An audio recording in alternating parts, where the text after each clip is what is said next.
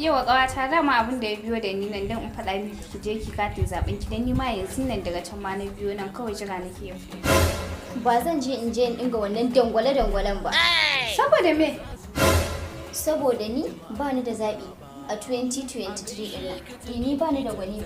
Na gaji da wannan dangwale-dangwalen da ake yi in gaya miki. Ba ki da labarin AA Sa'id na kowa? Oh, na ji ana labarin shi. Wannan matashin mai taimakon marayu mai taimakon mata. Shi fa da kike jin labarin AA Sa'id na kowa ya kamata ke ma ki garzaya ki je ki katin zaben ki ba tare da ɓata lokaci ba. Insha Allahu rabbi ƙawata zan ji. Ai gaskiya ƙwari ki dage ki je. Salamu alaikum. A to Aisha. Ina ne?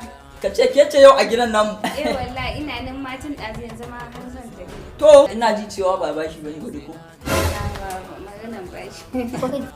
Ba ka ji wannan labarin wannan matashin ba? Labarin Mai taimakon al'umma? La AA Sa'id. 2023 din nan AA Sa'id. Mai alamar lema 2023 din nan.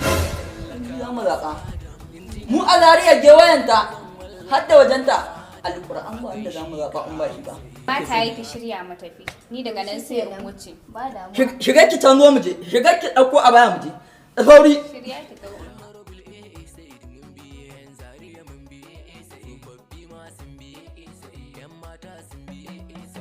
Ka wannan na gabata da alamu. Ke kin gani na tai. In baki nan. To ke ma na baki nan. Gaba ne wallahi. A gaishe ka jirgin fitan tallakawa. Injina ta a gare ka zan wallafawa. A gaishe ka.